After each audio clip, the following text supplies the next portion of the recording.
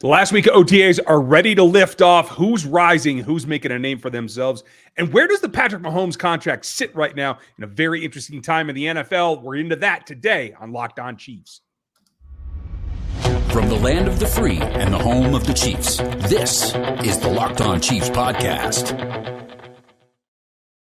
Welcome back, friends and neighbors. It's a whole brand new week of Locked On Chiefs, part of the Locked On Podcast Network, your team every day for free on every platform, including YouTube, where you can like, sub, and hit the bell right now to get more. And Spotify, iTunes, Apple, whatever they call it today. Who knows? I can't keep up. Tomorrow will be something else. Yeah, right. We're brought to you today by BetOnline. It's where you can get everything you need for all the props, info, odds, etc. to get your money into the action. It's BetOnline where the game starts. We have a lot to go over, and it's a lot of perspective. If you don't know us, I'm Ryan Tracy, the founder of Rogue Analytics and Performance Consulting, all about athleticism, production, how it gets into the league. We do a lot over there, and you can find my other site that deals with NFL-wide topics at NFL33.com. And I'm Chris Clark, founder of Chiefs Corner. You can find me over at Chiefs Corner, and you can find me on Twitter on Chiefs Corner, or I'm also usually the one tweeting from Locked On Chiefs, unless you see horrible misspellings, and then it could be Ryan.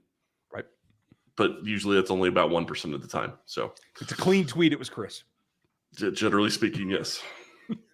Especially if it's a scheduled tweet that is not clean. It's definitely Ryan. Yeah.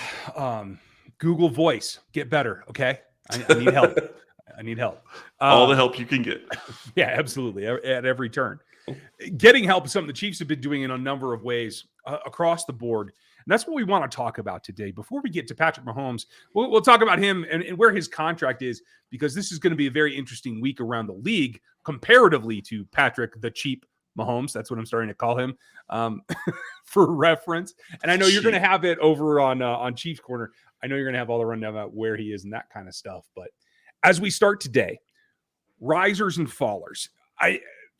Not necessarily even fallers, guys that haven't risen yet. Let's put it that way, because we're only a couple of weeks through OTAs. Now they have 3 more practices this week, and then they have mandatory minicamp coming up a week from now. And then we don't see them for 6 or 8 weeks. I can't remember exactly when the rookies and quarterbacks report, but I don't think we've got those dates yet. It says the end of July, but we don't have the exact dates and when they're reporting. We will get those to you as soon as it is announced. Yeah. So we've got a little bit of time. But so far, it doesn't matter, like, if it's a returning vet, if it's somebody that you're surprised by in the rookie class, or UDFA, whatever. Who is standing out so far in OTAs? And with a big grain of salt, because this happened to Noah Gray last year, but who are you excited about, given what we've seen so far in the last 2 weeks? I think it's really hard to be excited about anybody other than Justyn Ross. I think he's got to be first and foremost. And I understand we need to pump the brakes a little bit with him, just because it really could change when training camp comes around and we see what he's able to do there, and when preseason comes around. But the team is definitely allowing people to really get into that hype, which I hate using that word, but that's the reality of it. They're putting out information about him. They are, having him do interviews. They're putting out his plays on the field. And don't get me wrong, I'm sure that there's other guys that are making plays, but they're really, really pushing that narrative right now, it seems like. And so it's really hard to go with anybody other than Ross as the number one guy. I think we have to make a distinction here. The people that put out social media for the Kansas City Chiefs on Twitter and Facebook and everywhere else that you see, folks, they're not the people coaching the positions on the field. Absolutely. They don't even talk to each other. They're completely separate entities. So you have to understand that it is almost a fan perspective in the social media group for the Chiefs. And they do have some new faces over there, by the way, in their interior media production. So you're going to see some different things. And I think that's great. It's good to have an internal media division, I think, for this team, for any NFL team, because exactly what you said, hype gets going. Hype gets the fan base behind a player or a team or an aspect of the offense. And I don't think the team can lose in any way when that happens. The only thing that makes me nervous is it sets expectations that maybe might be hard to actually deliver on for the player himself. Extremely. So I agree with you. He's the top of the list right now. Do you think, as we've seen those couple of really splash plays, do you think so far that you feel like the progress is legitimate and genuine, or is this just cherry picking like what he is as an extreme athlete at times? I don't have a great answer for that, and the reason I don't have an answer for that is because it's not really. Well, in some ways, it's not a fair question, and I say that because we can't see the routes he's running. We can't see if he's in the right place at the right time. We're only seeing cherry picked information, so it's Mhm. really hard to know whether or not there's real development there. Yes, he's making plays when the ball's thrown his way, but that great catch he made on the sideline, is that something where he was going against a defender, or is that a part of the route and he just went and got the ball? I'm not trying to take anything away from the kid, but it's hard. It's going to be very hard to know what is real until we actually get to training camp and we're able to actually see what's going on the field. Yeah, agreed. And let's hope that is legit. And I will say this: Noah Gray even did well in training camp last year, and then Yeah, still didn't do much in the season. So, right. but it does sound Yeah. like he's going to the tight end academy. So there's something there. There is something to that. And I will say this, the tight end group was another one that I was going to say. Another riser that seems to be getting more reps or got more reps in the second week than did in the first was Matt Bushman, who I think is the evolution of like the all-around tight end. He's not a burner in terms of speed. He's not like the line him up as the X receiver type. He can play inline. He can play H. He can do a little bit of everything. And he's a guy that's on kind of a longer road from recovery from a knee injury that he got just before he came out in the draft. So I'm excited for him because I think that brings a little bit of girth, a little bit of a bulk to the tight end group that I think it's been missing. It's been very much the pass catcher type for a while. Even the guys that moved on, what was it? Nick Keiser ended up in Baltimore, right? Like he was the guy who was supposed to be the blocking type, but he's still not a huge dude. Like I think the size of Bushman gives him a little bit of an edge in differentiating himself from the rest of the tight end group. And I hope he gets more reps this week as well. It's going to be something to watch because the guy he's really going to be trying to beat out for a job is really going to only be Blake Bell.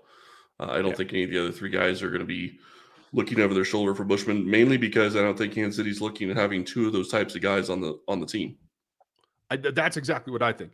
Noah Gray and Jody Fortson are not in the same vein of athletic ability, of usage ability, that kind of thing as Bushman and Bell. So it does bode for him that he's got to go one-on-one. So maybe he has to take a couple snaps. I don't know, because Patrick ain't taking those sneaks. I'm just telling you that. I'm willing to bet on it. If he does, if Bushman takes over that, maybe he's a guy that Patrick should do something nice for. Maybe he should give him, some token of affection for keeping him out of those scrums on sneaks. If he was going to do that, BlueNile.com is a good place to do it because you can celebrate all of life's little moments. It doesn't have to be an engagement. Maybe it's just for getting that first down so that Patrick didn't have to take it. That might be enough. And whether you are trying to get engaged or just kind of a timeless piece of jewelry that you want to give your special someone, now's the time to do it. You can design your own and make it the dream piece for her engagement ring, for a supplemental wedding band, whatever you're looking to do, a special moment that you want to mark in your life. You can do it all at BlueNile.com. And they have experts on hand to help you design and produce it 24/7.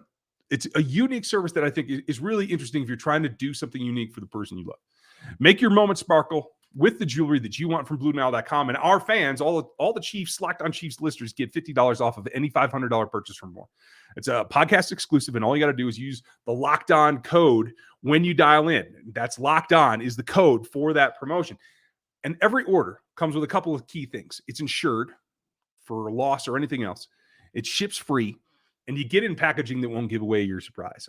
Surprise is a key element in this, folks. So if you haven't done that, if you're 25, you're trying to get married, make sure it's a surprise. I can give you that bit of advice. It sure paid off for me. In the way that all comes through, it makes it stress-free for you and a great present for her. So go to BlueNile.com and check it out today. Now, there's more to just doing those things. In fact, I have already gone today and looked at RockAuto.com because my truck finally, after 12 years, pulled up lame. I got out of the grocery store, went to turn it back on, and it said, nope, I'm only going to sit in fourth gear. For those of you that drive Rams, you know about limp mode. It does happen usually when there's an issue with transmission or the torque converter, right? Well, mine went out, and it's currently sitting at a shop waiting to be diagnosed because there's, for some reason, a lack of diesel mechanics in the state of Colorado. If you're one, ping me. I need help. So it's going to sit there a while, but I already went and sourced some of the parts in case the dealership can't. So that helps. It would save me 115% by my calculations because they have everything that I need over at rockauto.com, and it makes it easier. Now, if I was a wrench turner, I'd just do it myself. I'm not. I fix computers more than I fix trucks. So if it's lights and things that I break, it's pretty easy. But if it's really mechanical, it's probably not my thing. But the prices would make it certainly worth it. It's everything that you need at Rock Auto because they've been in business 20 years. They're a family business and they know how to take care of you. So go over there, get everything that you need, put it in your cart. And when they ask you, how did you hear about us? Put in Locked On for us so that they know that we sent you. They have everything that you can need, amazing selection, reliably low prices, and all the parts your car's ever going to need over at rockauto.com. On the defensive side of the ball, and we always split these segments offense for defense because otherwise we'll get on a roll and we'll miss an entire side of the roster. The defense has a lot more question marks and a lot more opportunity, I think, to pop. But I think if we asked each other the same question, and I'll let you go first, I think we'd probably answer who's the guy that stepped out the most so far in OTAs. No, I don't think we're going to have the same answer, or maybe we will, but I'm going to say Karl Loftus. Everything I hear about Karl Loftus is he's going 100 miles an hour. And I'm sorry, that gives me a thought process of Tamba Hawley. And if he can become Tamba, that's going to be great. Yeah, no pressure, bro. Oh, yeah, I'm not trying to put pressure on the kid. I'm just saying that was always how Hawley was. He was always relentless. He was always going after and trying to get after it. He's not going to have the bend of Hawley. I get that. But point is, he is having a strong camp, or at least he's showing that he is going to work his butt off to do whatever he can. Yeah, and I agree. That's a great sign. It is, and the cool thing is it's not different. That's what he's based his game on for a while, is his consistent, relentless molder. And that's going to help him in the end because he's not going to walk in, I think, destroy double teams in the NFL. Hopefully he doesn't get that many. Hopefully playing on line with Frank Clark and Chris Jones will keep him from being the guy they focus on like he was in college. I think he's looking forward to that. I think a number of his comments since being drafted have kind of led down that track. So knock on wood, it stays that way. For me, the guy that's showing the most, and it's key for me because I think this helps the whole defense, is Justyn Reid. Yes, he's a professional. He's got experience, but he stepped it up not just in getting interceptions in OTAs is not really a measuring stick for how you're going to play in the regular season. But it certainly says that you understand the concepts that you're being asked to perform now. And if you're executing those things, exploring the defense that way, it helps you then take the next step forward when the playbook is going in a way that is week to week, that is designed per an opponent. And that is how leadership begins. And I think the Chiefs want him to be a leader. It seems like he's stepping into that role, and performance-wise, it seems like he's certainly covering that aspect of it. Does that seem to you as well? Yeah, no, I agree with you. I think he is. And I think, the other thing that you're seeing right now, and this is really what can pop in OTAs, is you start understanding the defense, you start knowing where you're supposed to be, and then your instincts are able to take over. And I think that's really where he is starting to show that he already is. And that's a great sign if he is already showing that this early in his career in a Chiefs uniform. Yeah, I'm really, really excited about that. And I think that can then be the linchpin that kind of pulls everything together with how much youth is in the secondary. But I also have to say that it is about finding a leader, because I think everybody understands the writing's on the wall for Frank Clark. I think everybody understands that Chris Jones is an example leader. He's not a rah-rah, I don't think. But Frank Clark's never really been a leader, not on this defense. Not to the point, not to the extent of being a captain. And they got rid of both of their defensive captains. So they're going to end a guy that was a captain on special teams in Sorensen that played a lot of defense. I mean, they lost a lot of leadership on that defensive side. So they're going to have guys stand up or step up. And I really do believe that, Justyn Reid is going to be one of those guys. I'm thinking that Nick Bolton is going to be another. Agreed. And I think that's the best case scenario for those two guys. Yep. Who can take over the leadership role while the front is honestly redeveloping. Like I said, Frank's got a known expiration date here in Kansas City. I think we all know that. Certainly everybody inside the building knows that. Chris is a different story, but Chris is an energy guy. I don't think he's a motivational leader. I don't think he's a hold guys accountable type of leader from everything that I understand. He reminds me a lot of what Travis Kelce was early in his career. To be quite frank about it, is he reminds me a lot of what Kelce was. He was high energy. He was always trying to get people fired up, but he was never really stepping up and being a leader. He has done that over the past couple of seasons. So he has changed. I haven't seen that from Chris Jones. I would agree with you. I think that he's more of a rah-rah type guy as opposed to, leading by example or leading, getting in people's faces. Yeah. And everybody has their own personality you got to bring into the table to get to what you want. But I think the more options you have on that side, that helps. Now, certainly from what I understand is that Carter and Rose seem to be the linebackers that have stepped up to kind of fill the void behind the starting two in terms of down to down. And I know Lee Chanel's kind of still feeling his way through. I know they've been messing with him a little bit on the outside in a rush capacity, just kind of swapping out. I think the linebacker is still probably the biggest question mark. I wouldn't call it the weakest point, because I think if you look at the defensive front, the end position in terms of depth is probably a little bit weaker. But it's not as much of a question. Like, we know who those starters are going to be. So I'm waiting for someone of Carter or Rose to step forward this week. And maybe it's Chanel. Maybe Chanel is learning the drops, the pass coverage keys a little bit faster. Can one of those three step up and make a statement this week? That's what I'm looking for, because you got to have some exposure on the other side from Patrick Mahomes, who obviously is all world, all galaxy, whatever you want to call him. He even golfs better than I do when he's drinking. So. Yeah, well, I'm pretty sure a lot of people on the face of the earth golf better than you, but that's beside the point. Everyone. Yeah, except for probably me. But I would be remiss without saying, because we talked about guys that are falling, and we said we were going to talk about guys that are falling. I want to say really quick, the guys that I think are falling, and it's mainly because you haven't heard anything from these guys, Josh Gordon, Therese Fountain, those two guys have – Dries Fountain can make it because of special teams. Josh Gordon is going to have a hard time making this roster right now, the way it's constructed, because he's not a special teamer. Right. It's all about making those offensive plays. And that goes back to the cherry picking of highlights. Just because I haven't seen it doesn't mean it hasn't happened. From what I understand, he's in the mix. He's getting team reps with the ones more so than Ross is. So, I think that's an exposure versus an actual play kind of thing. But hey, who knows? This week brings another set of media opportunities. We'll have our guy on the ground, Matt Derrick. He'll be back with us later in the week.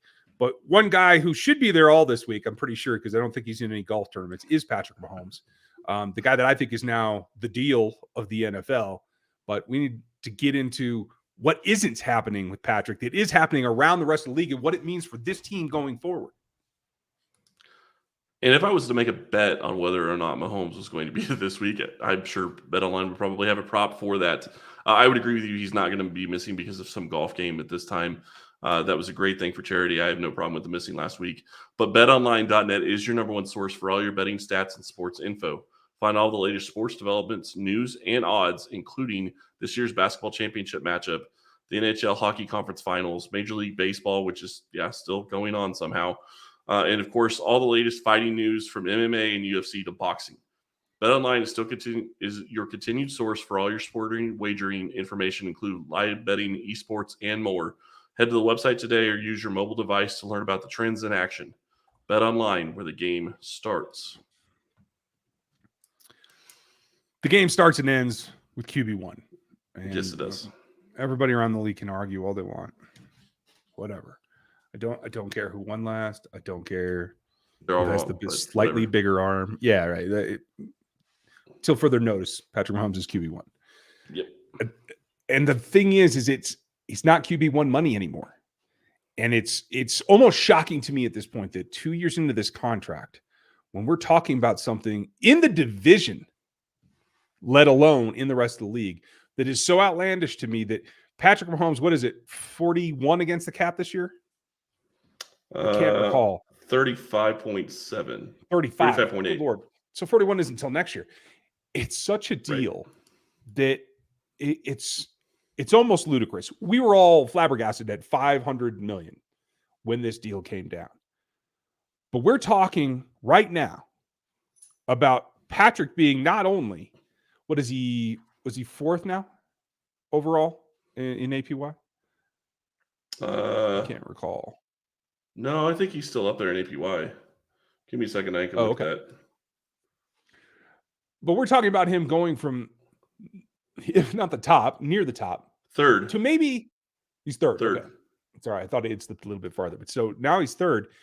If this happens, he's likely to be second in the division because of the rumored contract that Russell Wilson is looking for in Denver. Now, this is the big thing that everybody's been talking about in the offseason, is that all of a sudden they've got a quarterback, and now they're in the mix to take the division. Justin Herbert is a great quarterback. You guys know that I respect and love his game, and I like that quarterback. I'm the only one that had him as the top quarterback in that draft, by the way. But he is also pushing, right? Well, they have a little time for that contract. Russell Wilson wants $50 a year at this point. And that would be so outlandish that he would make half of Patrick's total contract in half the time. So on par, right? And I just don't see how a team that hasn't been competitive without a quarterback until this point now has a quarterback that makes them competitive. Now, if they pay him, they're not going to be able to stock up the things around him. So it's just more of the same to me. I'm trying to figure out why they would even be talking about getting him a new contract. I mean, I understand from Russell's perspective, but he's under contract, $24 million cap hit in 2022 and $27 million in 2023. Why would you even bother trying to do a deal right now? You're going to lose. You're going to lose huge. The holdout is my thought, but who knows? Yeah, but I have a hard time believing he's going to hold out. And I think that's probably part of the calculation that George Paton already has kind of squirreled away before he made the acquisition, right? But if that were to happen, it just goes to show you the forethought. As much as it was shattering at the time that Brett Veach was going to give him a contract, and obviously with Andy Reid's approval. But now it doesn't just look good. It looks like a screaming deal at that point.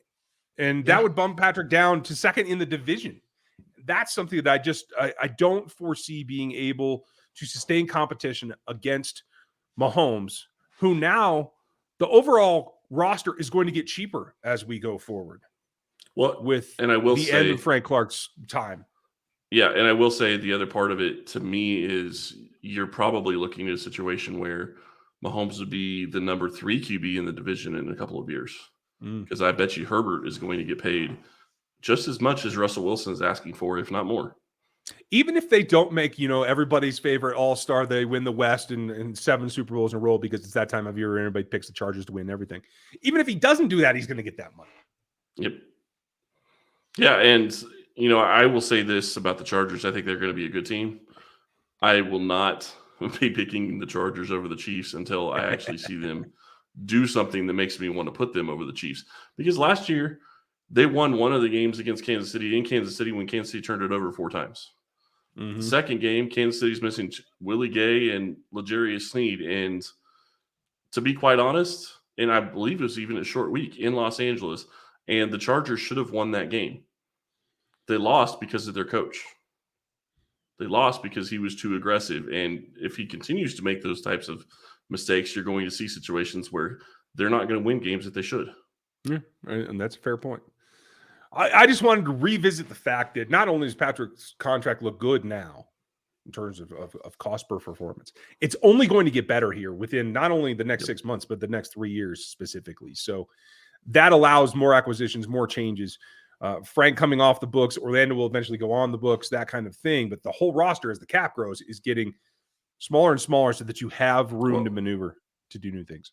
And there's going to be a huge jump. I don't know if it's going to be in 2023 in the cap or if it's going to be 2024, but there is going to be a huge jump in the cap. And it is coming with the new contracts. So it will be something that we will be talking about because I guarantee you once that new – and maybe Herbert waits to re-sign his contract until after that new cap hits because maybe he sees $60 million a year. Yeah. Because they could start saying, well, we deserve the percentage of cap, not the per year.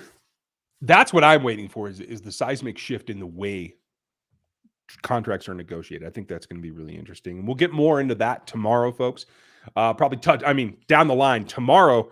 We're going to try a few new things out. Some things that I've done on some of the other shows like Fire or Forget. Is this real or is this fantasy? What is actually going on with some of these players? Who's the ones that are making the difference this week in OTAs and who have the chance to go forward? We're going to talk about that tomorrow. Maybe some either or situations, a lot of interesting things that we can do. So make sure you remember we are 5 days a week all year long. So just because you listen today doesn't mean you don't want to listen tomorrow because we're going to cover more topics that you want to know about your Chiefs. So thanks for listening to us today. Make sure you like, sub, hit the bell on YouTube, sub over on the audio platforms.